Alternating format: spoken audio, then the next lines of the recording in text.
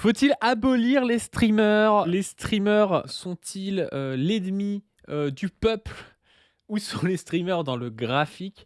On va parler de tout ça parce qu'à la suite de ce qui s'est passé avec la Zawa Prod, il y a eu beaucoup de réflexions autour des streamers, beaucoup de critiques des streamers sur Twitter notamment. Nous, on a trouvé ça assez intéressant parce que ça rentre un petit peu dans ce qu'on développe avec notre association La Brèche depuis un certain temps, c'est-à-dire une critique du modèle entrepreneurial dont on pense qu'il est un peu à l'encontre de ce qui pourrait être un militantisme progressiste parce qu'il y a des intérêts évidemment qui sont opposés entre le fait de devoir faire de l'argent et faire fructifier un capital et le fait d'être un militant. Et on va en parler plus précisément avec Chris. Est-ce qu'il faut cancel tous les streamers? Est-ce qu'il faut garder un petit peu d'auto-entreprise, un petit peu d'entreprise? Quels sont les différents types de régimes de ces gens et où est-ce qu'ils sont dans le graphique? On va parler de tout ça avec Chris. Chris, comment est-ce que ça va? Bah ça va très bien. Bah, ouais, je pense qu'il faut se poser cette question, hein, parce qu'il y a des problématiques de rapports sociaux fondamentaux. Et est-ce que les streamers sont une forme sociale et une fonction sociale, on va dire, non nécessaire au communisme qui vient, c'est-à-dire une force de résistance au communisme, ou est-ce que c'est une forme sociale qui peut embarquer le communisme avec lui? Vraie question. Chris a dit: «Faut-il envoyer les streamers au goulag?» Voilà le titre Mais de la capsule. C'est un peu le c'est titre, une voilà. manière diplomatique, mais c'est à peu près l'idée de fond qu'il y a derrière. On est d'accord. On va commencer peut-être par la lecture d'un fil qui a pas mal marché, que j'ai trouvé intéressant, un fil Twitter par Marie Coquille Chambel, qui est une militante féministe, antifasciste assez connue et qui est connue notamment pour le MeToo théâtre. Marie Coquille Chambel qui nous dit: peut-être qu'un jour on s'interrogera sur la professionnalisation du militantisme intellectuel et non de terrain, puisque les streamers ne vont pas dans les luttes locales, et qu'on verra comment ça crée de l'idolâtrie, des rapports hiérarchiques et un égocentrisme délétère. C'est par cette professionnalisation un certain rapport à la capitalisation sur les luttes qui oblige les streamers à se présenter comme des fers de lance sans que cela soit concret, qui crée des icônes et des violences intrinsèques à cette iconisation. Mon seul conseil, allez dans les luttes locales, faites collectif, surtout n'ayez jamais l'impression qu'une personne est indispensable à gauche, c'est faux, et crachez sur tous les militants invisibilisés par ces personnes capitalisant sur des luttes auxquelles ils ne participent pas puisqu'ils sont dans le commentaire politique et non dans l'action, ou le soutien direct au collectif en première ligne. Bref, le militantisme à partir du moment où il devient professionnel ne peut que créer des rapports de violence et ça dessert tout le monde. À partir du moment où tu luttes d'une manière intéressée pour gagner de l'argent, des abonnés et du capital social, c'est que tu ne luttes plus mais que tu récupères, t'appropries pour faire du profit. En quoi cela sert la gauche sérieusement? Bref, comme dirait Médine, les révoltes, il y a ceux qui les font et il y a ceux qui en profitent. Désolé, je réponds plus à ceux qui défendent les streamers parce que ça me fatigue. Donc voilà, un fil assez intéressant. Moi, je dirais que je suis d'accord sur 99% du fil. On pourrait faire quelques Il est petites précisions, 1%. mais on va en parler. Toi, qu'est-ce que tu en penses de ce fil-là? Bah, moi, je pourrais être d'accord avec 100%. Parce qu'en fait, ce avec quoi il y aurait peut-être un débat, c'est pas quelque chose qu'elle exprime, c'est à quoi pourrait servir le stream, tu vois. Mais sur le fait même Attends, on que. commence par les 1%. Moi, où je disais 99%. Moi, mais Vas-y, 1%, vas-y. c'est que je pense que quand même le journalisme, tu vois, même le stream ou des choses comme ça, c'est aussi une action politique concrète. Quand bien même les Mais c'est journalistes justement pensent ça être ce qu'elle met. objectifs et tout ça. Justement, c'est ce que je voulais dire. Ça, moi, je suis pas d'accord pour dire que c'est important parce que c'est justement ce dont elle ne parle pas. C'est ce qu'elle Mais je évacue. pense qu'elle serait d'accord avec moi en plus. Je pense qu'elle serait d'accord Voilà. avec moi. C'est pour ça. C'est Mais pour ça voilà, qu'il faut pas. faudrait pas dire ça sert à rien du tout. On n'aurait pas un média si on pensait que Voilà. ça Mais servait à rien, si tu veux. oui, mais tu vois, tu confonds deux choses. Voilà, là, je vais faire mon prof. D'habitude, Ah, c'est ça toi qui fais le fight. prof. Ça fight. Tu confonds deux choses. Vas-y, Tu vas-y. confonds l'activité de stream et le rapport social dans lequel elle est contenue. Oui, oui, oui. Et Mais les quand deux on sont un parle, peu confondus dans le trade. voilà. Mais quand on parle de streamer, on parle d'un rapport social. Quand on parle de streaming ou de diffusion de contenu ou fabrication de contenu, on parle d'une activité. Voilà. C'est comme si tu disais, parce que les boulangers industriels sont problématiques, alors il faut plus de pain. Bah non, tu vois. Donc alors le pain est problématique. Tu vois. Bah non. Ouais. Je prends l'exemple du boulanger parce que il y en a qui aiment bien l'utiliser pour se défendre. Là, ce qu'on va dire, c'est de dire le stream peut être une action militante, mais elle doit être prise dans un rapport social spécifique. Et là, on va dire, pour qu'elle devienne une action militante, il faut qu'elle soit faite par des acteurs militants. Et des acteurs militants, et c'est là où on va rejoindre Marie Coquille, ça ne peut jamais être des streamers, auto-entrepreneurs, individuels, indépendants. C'est impossible. Et là, je vais C'est rentrer dans le débat impossible. aussi. Je vais rentrer dans le débat aussi. Vous manquez un poil de dialectique, un poil de contradiction. Des streamers politiques qui ont une entreprise capitaliste peuvent avoir en partie une volonté de faire une action militante et le faire aussi, quand bien même ils sont là-dedans. Et justement, ils ont pas, c'est pas juste des capitalistes qui font ça pour l'argent. C'est pas juste des militants. En dernière instance, c'est le capitalisme qui finit par leur faire fermer leur gueule quand ils savent qu'ils vont perdre de l'argent, même inconsciemment. Ça, on est d'accord. Mais quand même, ils ont cette contradiction en eux et ils font quand même un petit peu de travail militant. Tout comme un mec qui a une boulangerie capitaliste fait au fond quand même un Exactement. petit peu de pain, tu vois. Il fait au fond une activité sociale qui a un intérêt. Et il y a une contradiction, par contre, chez le boulanger entre faire le meilleur pain possible et gagner de l'argent. Et c'est exactement pareil chez ces streamers. C'est qu'ils se veulent militants, ils se disent militants, machin. Et en dernier lieu, ils sont obligés de mettre de l'eau dans leur vin sur leur militantisme, de défendre des VSS ou des trucs comme ça. On l'a vu récemment quand leur boutique est en jeu parce que leur capital et leurs moyens de subsistance rentrent en contradiction avec leur militantisme. Mais ça ne les empêche pas aussi d'avoir une activité en partie militante. Et on est d'accord. Et d'ailleurs, Marx le dit dès le livre 1, chapitre 1 du Capital. Pour faire de la valeur d'échange, c'est-à-dire pour faire de l'accumulation, transformer de l'argent en capital, etc., il faut quand même que ce que vous fabriquez trouve un débouché social, une valeur d'usage social. Que ce que dit Marx, c'est tout temps de travail dépensé inutilement ne produit pas de valeur. Donc, effectivement, tout rapport capitaliste va pouvoir se cacher derrière le fait qu'il fournit un besoin. Ah, mais si je suis pas là, il n'y a plus de pain. Ah, mais si je suis pas là, il n'y a plus de vin. Ah, il n'y a plus de stream, il n'y a plus de distribution. Tu vois. Et c'est toujours ce que tu dis, cette dialectique, c'est toujours de se dire, et c'est là où nous, on est dans la transformation sociale, c'est de se dire, oui, mais qu'est-ce que cette valeur d'usage que tout le monde comprend cache comme rapports sociaux? Là, on est dans le fétichisme de la marchandise. Vous voyez, je fais du pain. Oh, je fais du pain, il y a une marchandise, tout le monde voit à quoi ça sert le pain, faire un sandwich, une tartine. Nous, on aime bien avec pas du lait grillé le matin. Voilà, moi, c'est mon petit plaisir. Voilà. Tartine grillée beurre. T'es d'accord, pas du? Le déjeuner français classico, ouais. Petit déjeuner le plus lourd du monde, quoi. Et effectivement, quand vous regardez ce que dit Marx, le laboratoire interdit de la production, Secret. le laboratoire secret, tac, là, vous voyez que en fait, derrière cette production de marchandises, et donc la marchandise streaming, pareil, eh ben, il y a des conditions concrètes, des rapports sociaux concrets qui la produisent. Et ces rapports sociaux refabriquent le monde à une échelle plus générale. Ils ne fabriquent pas simplement cette marchandise particulière, qui va être le stream ou le pain ou machin. Ils vont fabriquer le monde et les rapports sociaux de manière particulière. Et quand vous êtes streamer indépendant, autonome, que vous êtes dans l'auto-exploitation, comme diraient les marxistes, voilà, c'est-à-dire que vous n'êtes pas dans le salariat, vous n'êtes pas dans la reproduction collective, vous êtes un espèce de petit patron qui auto-exploite sa propre force de travail. C'est genre à peu près là, hein, dans le graphique, le streamer auto-entrepreneur, il est où? Il est à peu près là. Ouais, il est forcément en bas à droite, donc il est dans le carré en bas à droite. Dans le carré, un peu comme les artisans, les Voilà. artistes. Il est même très bas quand il a peu de revenus. Et puis les très gros streamers montent parce qu'ils ont une hiérarchie dans l'ordre des streamers et dans la production culturelle. Ils montent et puis ils tendent vers la droite aussi parce qu'ils gagnent plus. Voilà. Et parce qu'ils vont avoir plus de capital et donc ils vont se retrouver très en haut à droite. Vous voyez, je sais pas c'est qui les gros streamers, moi j'y connais rien. Mais, vous voyez, mais en plus de ça, tu dis juste auto-entreprise. La réalité, c'est que ça cache aussi tout ça, beaucoup d'exploitation de graphistes, de monteurs aussi. C'est pas juste des auto-entreprises, ça peut en être. Ça, c'est vraiment le niveau le plus archaïque, on va dire, du streamer qui veut commencer à vivre de son activité, l'auto-entreprise.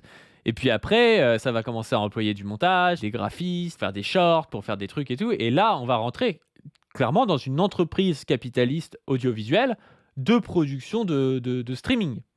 Et là, on voit très bien que l'entreprise va se trouver en haut, au milieu à droite, elle va permettre d'avoir un poids. Et là, on va rentrer vraiment en contradiction avec le militantisme. Et quand Marie Coquille a dit ça, en fait, ça ne touche pas que les streamers. Toute personne voulant, entre guillemets, vivre de son activité politique par une entreprise rentre dans ces contradictions-là. Et je veux dire, moi, je suis léniniste. C'est pas pareil que des révolutionnaires professionnels qui sont payés par une organisation. Vous prenez, je sais pas, un délégué CGT qui a du temps, qui est libéré pour son activité syndicale. Ça n'a pas grand-chose à voir. Parce que s'il a du temps pour être libéré, c'est sous réserve qu'il soit élu démocratiquement par les gens de son syndicat. Donc en fait, il doit tenir une ligne qui est celle de son syndicat. Donc en fait, c'est un professionnel du militantisme, le délégué CGT, mais qui est quand même tenu un petit peu par sa base. Ça n'empêche pas qu'il y ait des rapports de pouvoir, que le délégué il peut abuser, qu'il peut peut-être profiter de ses heures des fois pour faire de la merde, mais il va pas faire plus d'argent parce que il exploite des gens et qu'il a une entreprise autour de son militantisme CGT. Il va pas gagner 5000 balles par mois en faisant ça. Ça n'a rien à voir avec le fait d'avoir une entreprise de militantisme comme une entreprise de streaming. Bah déjà, c'est pas une entreprise, tu vois, la CGT, quoi. Tu vois, c'est une Ah bah il a pas association. une entreprise du tout, le gars. Voilà, donc c'est différent. Une entreprise, par définition, elle doit produire du capital. Elle doit produire du capital, elle doit produire de la plus-value, elle doit produire de l'excédent et du développement financier. C'est tout à fait la différence avec une association ou avec un syndicat. Mais là, en plus, où il y a une vraie différence, c'est que la maximisation des revenus des auto-entrepreneurs va forcément passer par des stratégies de faire plaisir, ne pas parler de ci, ne pas parler de ça. C'est-à-dire des stratégies de conservation. Vous voyez, quand vous voulez vous rentrer dans le marché, vous êtes toujours dans une dialectique entre maintenir votre public, tenir votre public, parce que vous tenez vos revenus. Quand vous tenez votre public, vous regardez. Nous, on le connaît, hein. Parce que nous, on voit dans l'association, on voit, tiens, il y a tant d'euros, on peut le dire, hein, voilà, 2000 euros de Tipeee qui rentrent, à peu près 2500 euros de YouTube monnaie qui rentrent. Dollars. Dollar, ouais, c'est ça. Parce que US Trump, voilà, il dollar. nous fait baisser nos revenus associatifs avec Voilà. ces conneries là. Trump nous a fait monter en fin d'année parce qu'il a fait monter le dollar, mais là maintenant ça baisse, donc on perd de l'argent avec ces conneries là. On en reparlera d'ailleurs de Trump. Faudra qu'on fasse des capsules là-dessus sur la macroéconomie de Trump et la Chine. Non, en tout cas, ce qui est sûr, c'est que on pourrait se dire ah bah non, si on était professionnel et que nos moyens concrets en dépendaient, le fait de remplir le frigo, le fait de pouvoir partir en vacances, le fait de pouvoir payer son loyer. Ah bah c'est sûr que dès que vous voyez des commentaires qui bossent pas, dès que vous avez fait un sujet qui fait pas de vues, là vous vous dites ah bah ça on le fera plus. Voilà. Nous par exemple. Attends, juste prenons un exemple. La vidéo sur ma chaîne perso avec Ludivine Bantini. C'est une vidéo qui doit bien coûter peut-être 1000 euros ou peut-être même un peu plus de 1000 euros de prod. C'est-à-dire qu'il faut payer des déplacements, faut payer Guim qui a cadré, faut payer Sam qui est au montage, faut payer du graphisme. Et puis on prend énormément de temps de montage parce qu'on avait pour but de faire une belle vidéo, une vidéo qui reste, une vidéo dont on est fier, une vidéo dont dans 5 ans, je sais pas, Ludivine Bantini, elle veut parler de la commune, elle l'envoie à des gens, elle dit ouais, j'ai fait cette vidéo-là, regarde et tout, j'en parle et tout. Nous, on peut l'envoyer. C'est une vidéo qui a fait genre 19 000 vues. C'est une vidéo qui rapporte pas d'argent en fait. La vidéo, elle ne rapporte pas d'argent, elle est purement déficitaire. Mais c'est une vidéo qui nous tient à cœur et où on pense que en tant que militant, c'est important qu'il y ait des vidéos sur la commune comme ça. On se trompe peut-être, mais je veux dire, en tant que militant, on pense ça. Si les 1000 ou 1500 euros investis pour faire cette vidéo, c'était 1000 ou 1500 euros qui allaient en moins dans nos salaires à Chris et moi, on réfléchirait sûrement différemment. Parce qu'on se dirait, au lieu de faire ça, on fait 3 React à Valek, Raptor et Thaïs Descuffon.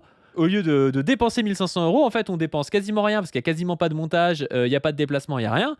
Et on gagne de l'argent de tout ça. En plus de ça, si on le fait en live, on va gagner des subs, on va gagner des trucs. Et là, du coup, on rentre dans une dynamique où c'est plus du militantisme, c'est de la boutiquerie.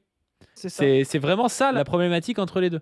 Et il n'y a rien de sale. Faut juste assumer que quand vous. Non, mais il n'y a rien de sale, c'est pas le souci. Non, mais ce que je veux dire, il y a des gens, ils vont croire que c'est une condamnation morale. Il y a des choses dont il faut éviter de mettre le doigt parce que ça va vous transformer.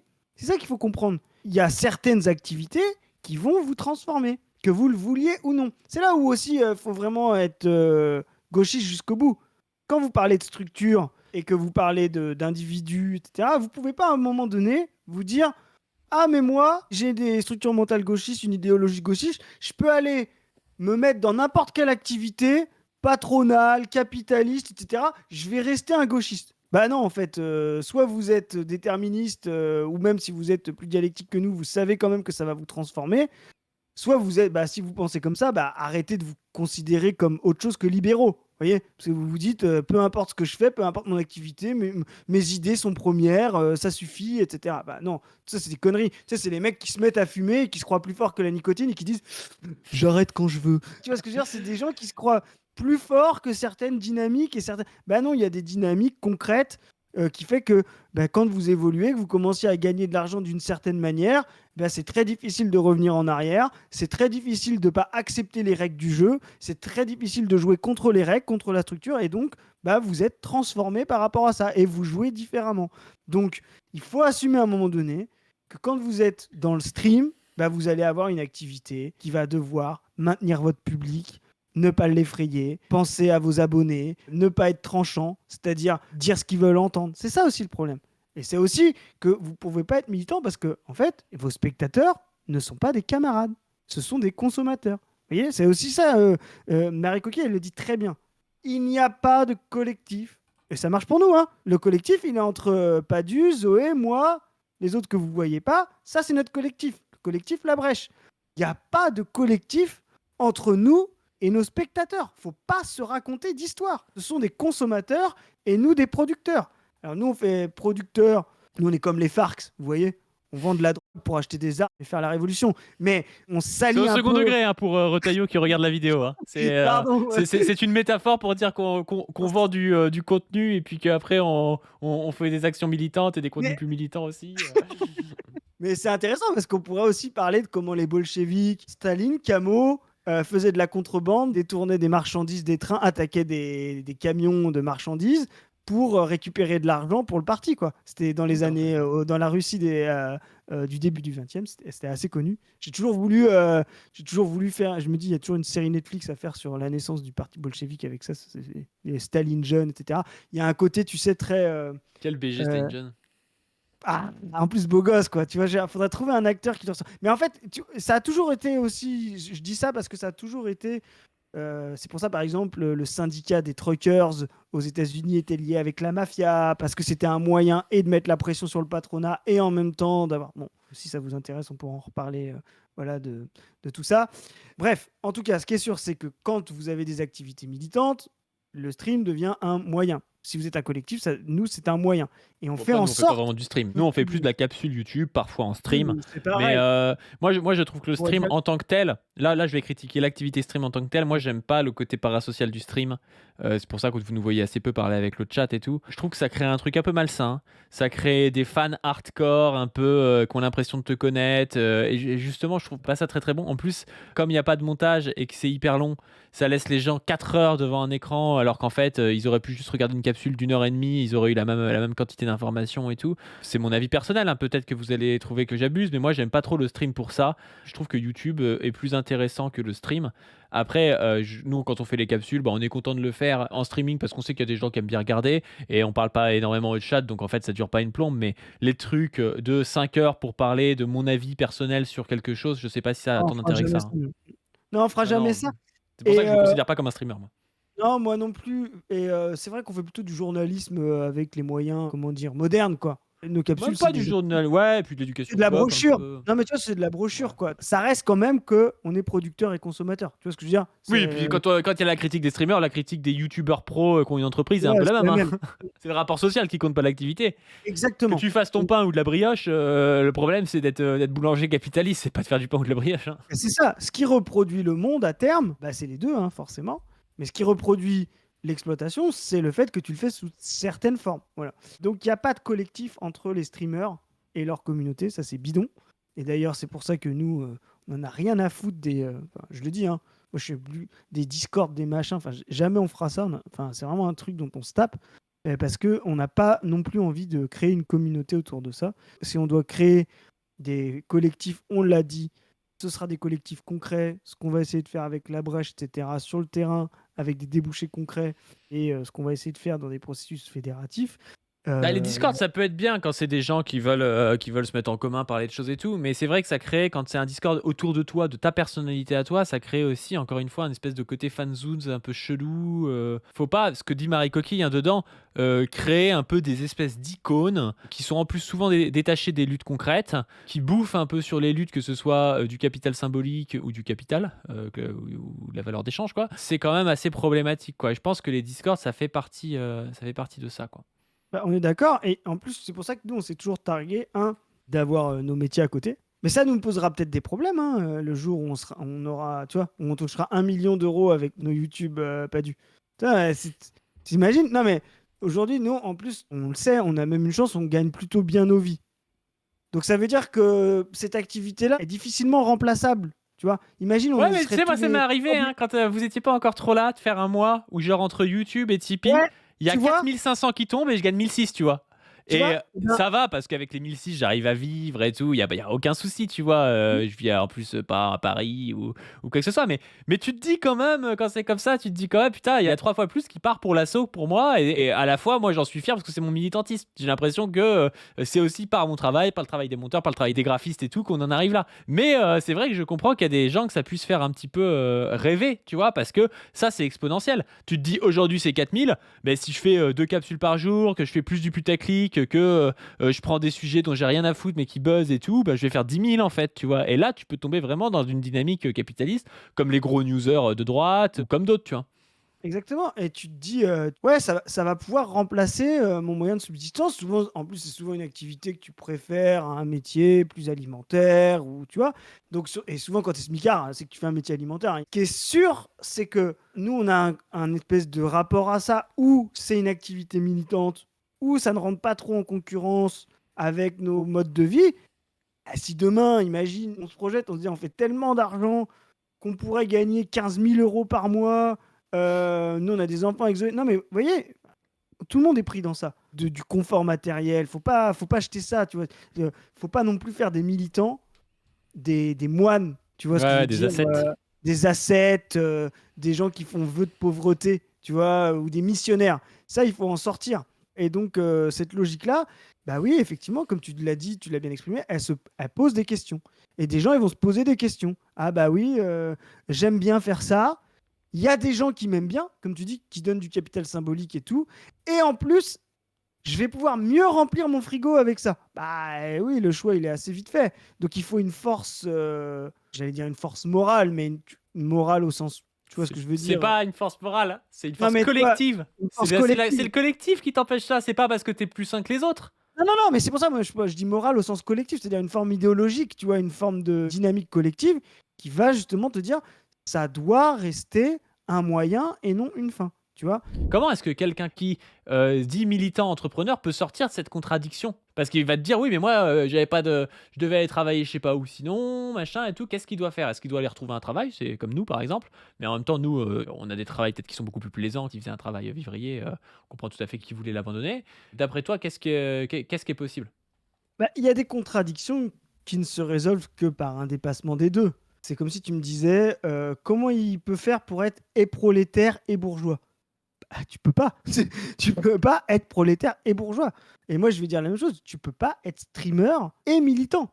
Tu peux faire du streaming militant, et nous, c'est ce qu'on essaye de faire. Enfin, tu vois, on fait des productions de contenu militant, mais tu ne peux pas être un streamer auto-entrepreneur qui gagne ses moyens de subsistance en étant militant. Donc ça veut dire quoi? Ça veut dire qu'il faudrait qu'il rentre dans une structure organisationnelle militante, pas simplement une entreprise, une structure qui utilise le streaming dans une organisation collective avec un centralisme démocratique, si on veut, ou quoi que ce soit, comme si demain, je sais pas, il faisait du stream pour la France insoumise. Là, déjà, on serait dans quelque chose de différent, c'est-à-dire il deviendrait une forme de ce que décrit Gramsci d'intellectuel organique, voilà, de classe, soumis à un agenda de classe, soumis à une base militante. Vous voyez, c'est complètement différent que d'être soumis au propriétaire de l'entreprise, et donc à son développement et à sa rentabilité. Et d'ailleurs, c'est des contradictions que les partis ont aussi, hein. Ils rentrent de l'argent, et puis à un moment donné, ben, ils ont des employés, et donc bah, ils sont prêts à changer leur ligne si, bah oui, il faut virer Marie-Christine de la compta. Tu vois, Mmh. ah ben là, on a perdu la mairie, oui, il faut faire une. Tu vois, c'est aussi des entreprises. Quand vous parlez le PS qui veut pas se diviser, pourquoi ils se divisent pas en deux? Bah, parce que derrière, il y a du patrimoine, quoi, qu'il faut séparer, quoi. Et quand la boutique elle tombe, bah, peut-être qu'il y a des emplois derrière qui vont tomber. Et donc ça, c'est aussi des contradictions. Mais malgré tout, quand vous êtes là-dedans, vous êtes déjà plus dans une logique collective, parce que en fait, ce qui va faire votre gain à la fin, ça reste quand même une conquête de l'hégémonie politique, de la transformation sociale, donc un débouché concret sur, je sais pas, avoir des élus ou avoir des délégués syndicaux, avoir des victoires sociales. Vous voyez, quand vous êtes salarié d'un streamer, enfin salarié streamer, ou en plus la Zawa, ça ressemble plus à une société de portage salarial qu'à un collectif, mais bon, on pourra en discuter. Mais Explique ce que c'est une société de portage salarial. une société de portage, en fait, ça a été la mode, parce que, enfin, c'est à la mode parce qu'il y a maintenant beaucoup de gens qui font du consulting. Quand vous êtes consultant, vous fondez soit votre boîte, soit vous êtes auto-entrepreneur, mais ça veut dire que vous avez tout un travail de gestion où il va falloir que vous déclariez vos impôts, vos cotisations, etc. Et donc maintenant, il y a les sociétés de portage salarial. En fait, vous venez, vous reversez vos fonds à la société de portage et elle vous considère comme salarié et donc elle prend 40% de vos revenus et elle vous rend que ce qui reste après les cotisations, etc. Ce qui vous permet, vous, d'évacuer tout le travail de gestion, cotisation, impôts, etc. Et cette boîte-là, elle prend un petit plus-value et elle a 1000 personnes qui travaillent, 1000 indépendants qui travaillent pour rien d'autre. Elle ne fournit que du salariat. Elle ne fournit aucun produit fini, c'est chaque indépendant qui décide de ce qu'il fait, etc. Et il pourrait très bien y avoir des gens qui sont consultants, d'autres qui sont peintres, d'autres qui sont machin. Et donc, elle va simplement fournir le rapport social salarial. C'est vraiment très intéressant parce qu'on est arrivé tellement loin dans le développement que maintenant, le rapport social salarial est un objet en soi, est une marchandise en soi. La société de portage salarial ne fournit que le rapport social salarial. C'est catastrophique en règle générale. Et c'est catastrophique dans le monde si on se pense militant ou quoi que ce soit. Le rapport salarial et la conquête salariale, c'est de construire une force collective. Le salariat, comme le prolétariat, est d'abord une force collective. Donc qui travaillent ensemble, qui coopèrent ensemble, qui luttent ensemble, etc. Une société de portage salarial, bah forcément, il n'y a pas de syndicat, il n'y a pas de chose, parce que chacun fait son truc dans son coin. Moi, ça me fait penser à ça, parce que chacun fait son propre streaming dans son coin, avec sa petite ligne. Voilà, bon, pour moi, ça Parfois ressemble même à une depuis chez soi. voilà, depuis chez soi, bon, pour moi, c'est une société de portage. Pour revenir à ce qu'on disait tout à l'heure, oui, bah, il faut être attaché à un appareil de collectif militant. Il faut que le streaming ne soit plus une marchandise en soi, mais un moyen de l'organisation de faire de la communication. Et c'est ce qui va faire la différence entre le journal de lutte ouvrière ou le journal du POI et je sais pas, le Ouais. Figaro, Libération, etc. Vous vous dites jamais, quand Hello publie son propre journal ou quand le POI, ah bah c'est des journalistes au même titre que Libération ou le Figaro. Et pourtant, ils ont la même activité. Produire du contenu, un journal, l'imprimer, etc. Bah là, c'est la même chose. Si vous voulez faire du stream, il faut le faire dans le rapport social que va avoir Hello, le POI, je sais pas qui, peu importe. Et puis Voilà. c'est très évident aussi pour vous que quand une chaîne de télé ou un journal appartient à un capitaliste, il produit pas la même chose que l'Humanité ou que, un journal qui n'appartient pas à un capitaliste. Je crois que l'Humanité, ça appartient à une asso, on est d'accord, hein? Ouais, ouais, L'association c'est du ça, journal hein, de ça l'Humanité. appartient à une asso, exactement. Ouais, bah, Ouais. c'est pas exactement pareil, tu vois? De se dire, c'est de l'Humanité ou c'est, Libération ou Le Figaro. Parce que dans un cas, tu as quand même des questionnements, plus capitalistes derrière et le pouvoir aussi d'infléchir la ligne par les propriétaires, ce que tu ne vas pas avoir pour l'Humanité ou alors qui va être géré par un parti quand l'Humanité était avant, gérée par le Parti communiste, par exemple. Bah oui. Donc, il y a des formes sociales qui seront toujours opposées, contradictoires à la militance. Marie Mmh. Coquille le rappelle bien. Moi, je suis d'accord avec ça depuis J1, c'est pour ça qu'on a fait une asso, hein, très, très clairement depuis J0 même. Et pourtant, je vois des nouveaux streamers arriver et dire: «Ah ouais, j'ai, fui le salariat». Tu sais, c'est un peu l'expression qu'ils utilisent et notamment parce qu'ils avaient, comme exemple, Lazawa et Dany Ras qui utilisaient pas mal cette expression de fuir le salariat et à la fois, je peux pas leur en vouloir dans le sens où, bah, je comprends que quelqu'un qui est dans une sauce machin et qui a pas envie d'aller travailler, se dise: «Ah ouais, c'est plus sympa de parler à un chat, pendant, 15 heures par semaine et puis de faire un peu de montage». Tout le monde le pense. Mais c'est pas du militantisme ça, tu vois? C'est pas du militantisme. Ça, c'est un truc à ton échelle personnelle. Si tu veux le faire, tu peux le faire, il y a pas de souci, mais c'est pas du militantisme. Le militantisme, c'est toujours faire quelque chose en plus de son travail, qui est pour ses subsistances, tu vois? C'est toujours ça, tu vois? Et même quand tu es, détaché d'un collectif, imaginons que tu es détaché d'un collectif, donc ils te donnent de l'argent pour que tu n'aies pas à travailler à côté. Si tu es vraiment militant, tu vas pas faire 35 heures.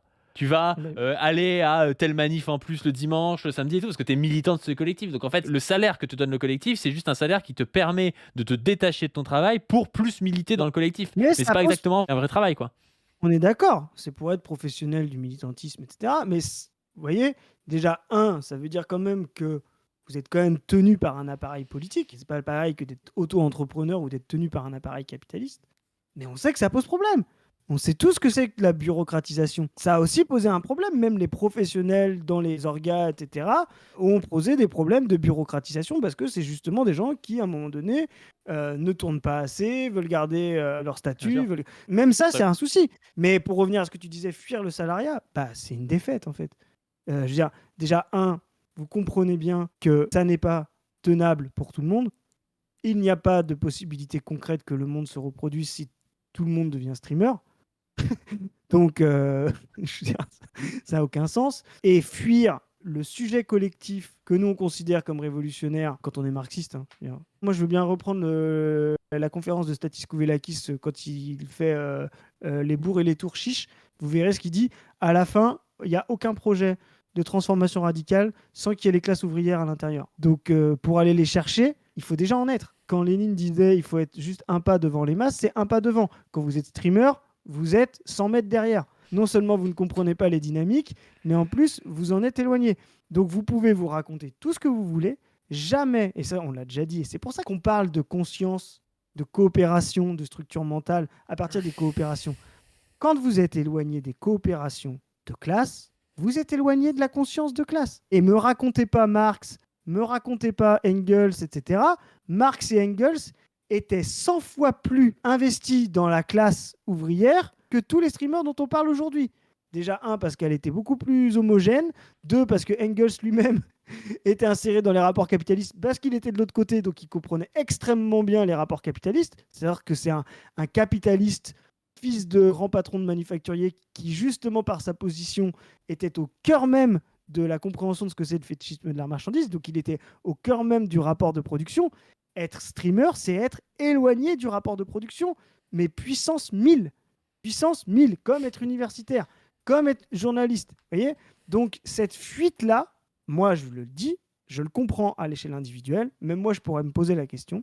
Des fois, j'en ai marre de mon taf, etc. Mais n'oubliez pas que quand vous faites une fuite de pratique collective, vous ferez aussi une fuite de conscience. Assumez-le.